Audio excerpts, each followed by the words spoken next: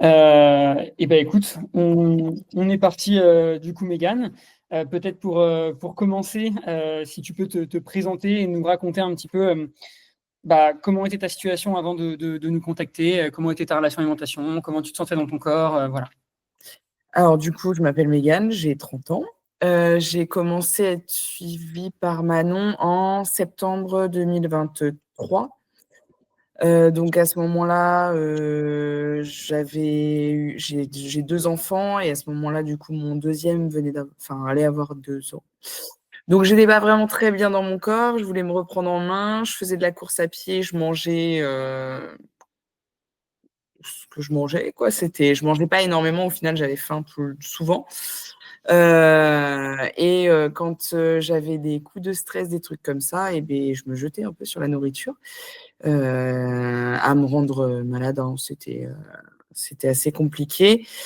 J'avais fait le choix en septembre, quand j'ai contacté Smart Life, de reprendre la musculation que je faisais avant, quelques années avant d'avoir mes enfants. Et donc, du coup, je voulais reprendre. À la base, je partais juste pour reprendre la musculation, revoir éventuellement mon alimentation. Enfin, voilà.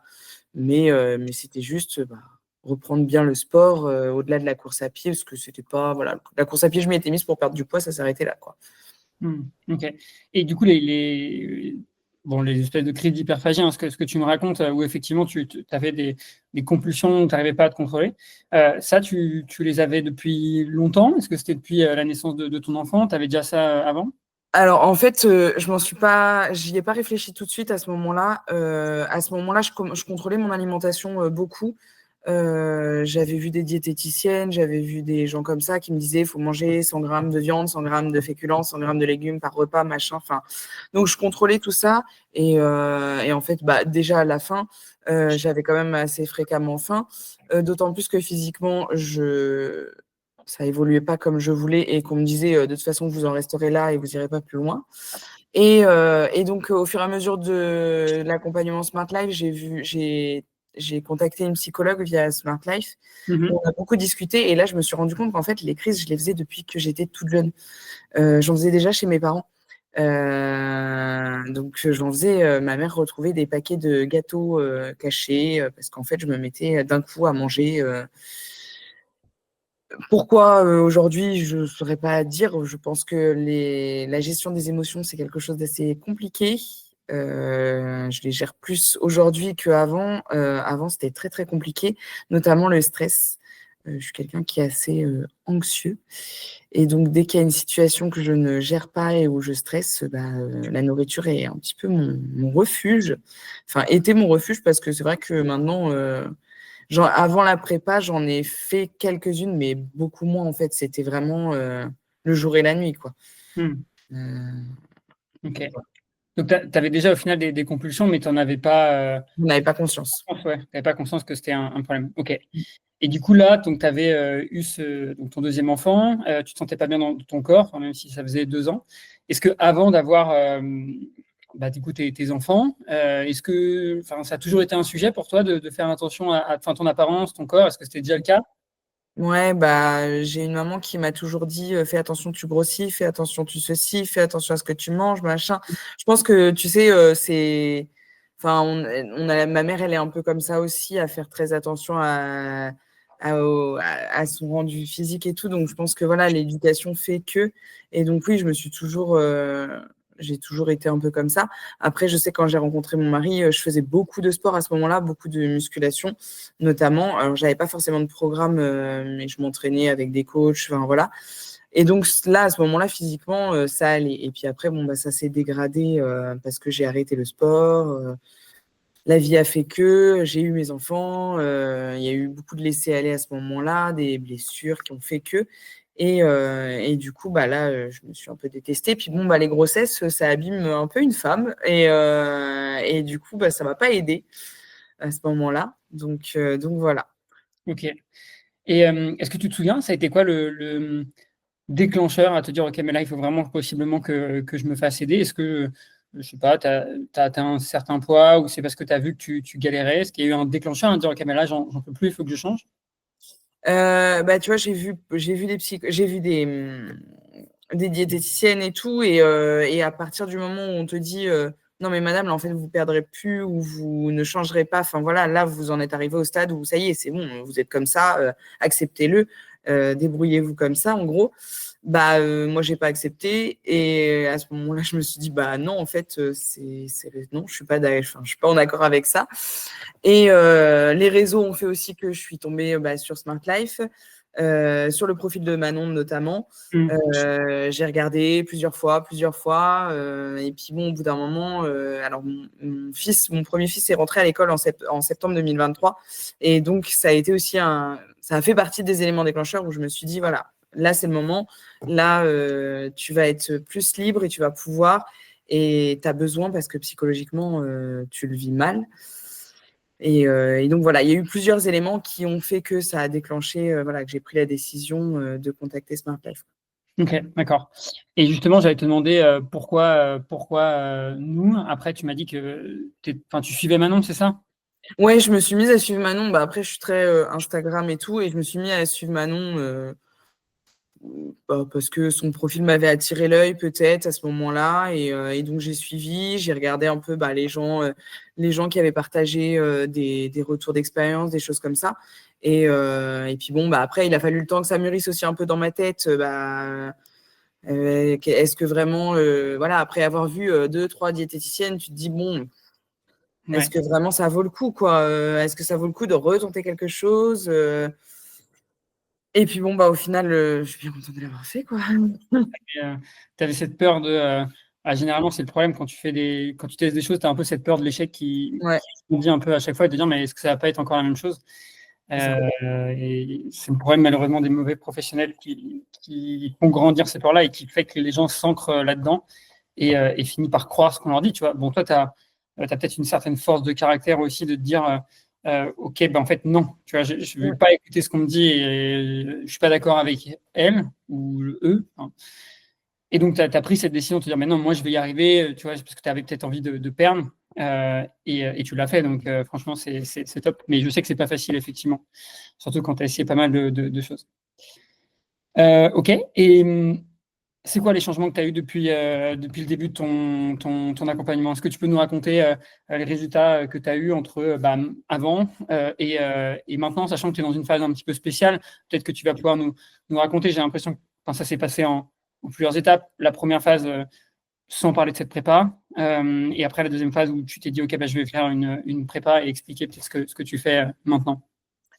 Du coup, je faisais de la course à pied à ce moment-là quand j'ai commencé. Donc, j'avais dit à Manon, écoute, j'ai des objectifs de semi-marathon, de machin, de trucs. Je voulais continuer. Je m'étais challengée, en fait. J'aime le challenge. J'aime bien avoir des objectifs. Et donc, du coup, j'avais dit, je refais de la musculation que tant de fois par semaine, plus l'accompagnement alimentaire. Enfin, voilà, on a adapté les choses en fonction d'eux. On a remonté aussi mes apports caloriques à ce moment-là, parce qu'on dit à Manon, j'ai faim. J'ai faim tout le temps. Donc, on avait augmenté mes apports et on s'est rendu compte que en fait, je mangeais vraiment pas assez par rapport à mes besoins. Ce qui a aussi déjà changé mon rapport un peu avec l'alimentation à ce moment-là parce que j'avais plus faim. Donc, déjà, tu as beaucoup moins d'envie, de compulsion, de choses comme ça. Progressivement, j'ai arrêté la course à pied parce qu'en fait, reprendre la musculation, ça a été pour moi, ça a été révélateur. C'était déjà quelque chose qui me passionnait avant. J'avais tout arrêté. Et là, voilà, de reprendre. Manon m'a accompagnée en plus à ce moment-là, progressivement, adapter le nombre de séances et tout. Et on s'est rendu compte que les crises d'hyperphagie revenaient régulièrement. Donc, j'ai contacté la psychologue via Smart Life. À ce moment-là, du coup, ça m'a beaucoup aidé. On a beaucoup travaillé sur toutes ces choses-là et puis sur moi, psychologiquement, le pourquoi du comment, prendre le temps aussi pour moi à côté. Donc ça a beaucoup aidé aussi à l'accompagnement. Et puis en fait, au final, moi qui voulais perdre du poids, en fait, j'ai pas perdu de poids parce qu'en fait, c'était plus une recomposition corporelle qu'il fallait plutôt que de perdre du poids. Et du coup, au fur et à mesure, en fait, physiquement, j'ai changé. Donc déjà, moi, ça m'a fait du bien psychologiquement. L'alimentation, le rapport à l'alimentation était différent. Et du coup, après, il y a eu la phase où on a dit où j'ai dit à Manon, oh bah la compétition, pourquoi pas et donc Manon m'a dit, bah écoute, tu laisses mûrir l'idée dans ta tête, et on voit dans quelques temps. Et puis bah après, il y a eu les vacances d'été où là, il a fallu que je lâche totalement le contrôle. Où moi, je traquais sur une application toute mon alimentation, je notais tout à Manon. Et là, pour les vacances, elle m'a dit stop, l'application, tu stops, tu arrêtes, tu fais à l'œil, t'es en vacances, tu lâches prise, pas de sport, pas d'alimentation. Donc là, ça a été assez compliqué, mais au final, enfin assez compliqué psychologiquement avant de commencer. Et au final, bah, en fait, à la fin des vacances, bilan, c'est que bah, le lâcher prise, j'avais réussi à le faire.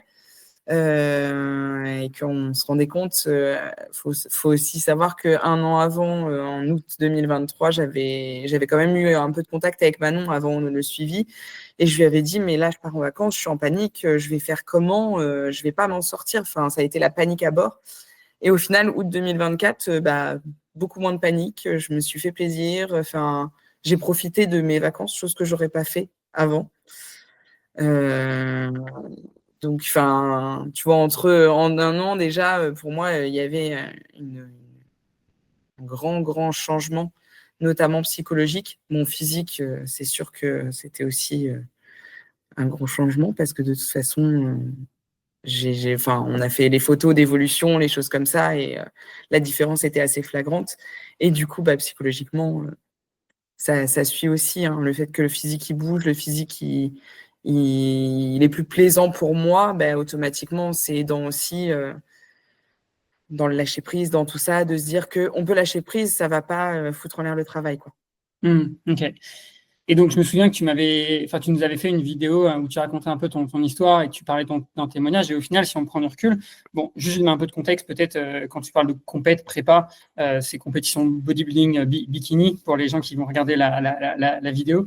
Donc, en fait, tu es passé d'une phase où tu te sentais pas bien dans ton corps, et je crois que, alors j'ai plus les mots exacts que tu disais dans la vidéo, mais ouais, t'aimais pas ton corps, c'était dur peut-être pour toi de t'afficher, te montrer. À là, dans une semaine, parce que je sais que c'est dans une semaine ta compétition, ta première en tout cas, être sur scène en maillot de bain, et encore c'est même moins qu'un maillot de bain, quand même en bikini, et donc à montrer ton corps devant des gens, quoi. Devant beaucoup de gens. Ouais, c'est un gros challenge aussi. C'est me faire violence aussi. Encore une fois, tu vois, j'aime le challenge et là, je suis extrêmement fière du travail qu'on a fait et du physique que j'ai aujourd'hui. Alors, j'ai des séquelles de grossesse, des choses comme ça, où des fois je dis à Manon, ouais, mais ça va pas, enfin, c'est compliqué, ça va être compliqué. Donc là, c'est le gros challenge. J'en parlais encore hier avec mon mari en lui disant, mais là, tu te rends compte, je vais me mettre en talon de bikini sur une scène devant des centaines de personnes. Et bah, go, en fait. Voilà, c'est une fière. Enfin, je suis fière, en fait. Je suis fière. Et bon, après, j'ai envie aussi de rendre fière ma famille, mais surtout moi. Et de me dire, t'es capable. Et du coup, bah, en un an et demi, enfin, le parcours, pour moi, il est assez incroyable, quoi. Enfin, en septembre 2023, je n'aurais jamais dit que fin mars 2025, début avril 2025, je ferais 2 scènes. Enfin, ça aurait été impensable. Je me sentais même pas légitime, en fait. J'avais dit à Manon, j'avais même envoyé un message à Manon quand on avait parlé de compétition en lui disant, je ne me sens absolument pas légitime de monter sur scène parce que j'ai le corps d'une maman, parce que voilà. Ok. Ouais, donc au final, c'est aussi un exercice pour t'accepter en tant que femme, tu vois, dans ce que tu me disais avec bah, ton corps qui a évolué suite à tes grossesses, et ouais, d'être capable d'accepter. Je pense que c'est un super exercice, évidemment pas facile, mais je pense que ça t'aidera beaucoup dans l'acceptation des imperfections, possiblement des défauts que tu as, qu'on a tous en fait. Et encore plus, je pense, quand tu as donné la vie. Donc, c'est un super exercice.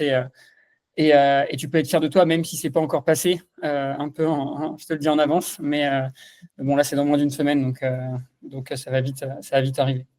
Oui, déjà d'avoir suivi, enfin d'avoir fait toute la prépa et tout, je sais que, enfin voilà, c'est déjà, enfin, moi, je suis déjà fière d'en être là et là, de toute façon, enfin, on est au bout, quoi. Ouais. C'est l'accomplissement, c'est la dernière étape. Normalement, c'est que du bonheur, c'est que du bonheur après. Ok. Qu'est-ce que tu as peut-être, enfin, qu'est-ce que tu as aimé dans le fait de travailler avec nous? Bah, la disponibilité, enfin, moi, Manon, à chaque fois que j'ai eu besoin, j'ai toujours eu un retour. Quand elle est en vacances, bon, pas là en prépa, c'est différent, mais j'ai toujours eu quelqu'un qui m'a suivi, qui a suivi mes bilans, qui a tout suivi. Quand j'ai eu besoin de changer, enfin, je me souviens de l'alimentation, les choses comme ça, bah, hop, j'avais un retour. Enfin, j'ai toujours été accompagnée pour tout. Je lui ai envoyé mes vidéos de mes exercices. Elle a toujours corrigé tout ce enfin, dès qu'elle pouvait. Enfin, en fait, on s'est jamais vu physiquement et au final, c'est comme si on se voyait. Enfin, euh, j'ai pas l'impression qu'on s'est jamais vu au final, alors que parce qu'on est tellement, enfin, on est tout le temps en contact au final.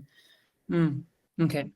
Et qu'est-ce que tu dirais pour terminer à une personne qui hésite à se lancer, qui, je sais pas, imaginons, se sent pas bien dans son corps, qu'elle souhaite perdre du poids ou non, qui a, comme toi à l'époque, de l'hyperphagie, de l'alimentation émotionnelle, qu'est-ce que tu lui dirais à cette personne?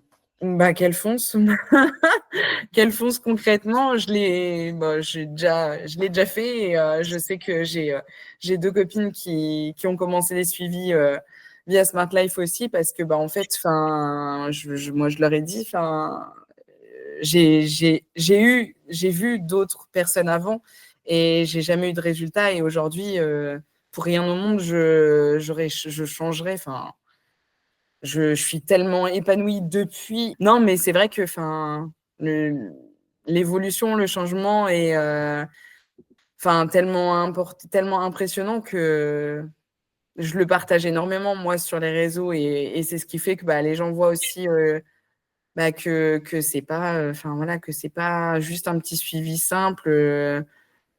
C'est un accompagnement en tout point, psychologique, physique, alimentaire. Enfin, voilà, il y a tout et ça englobe tout et voilà. Bah, écoute, merci beaucoup, Megan, pour ton retour De rien. d'expérience. Et puis, bah, merde pour ce week-end et le week-end prochain alors.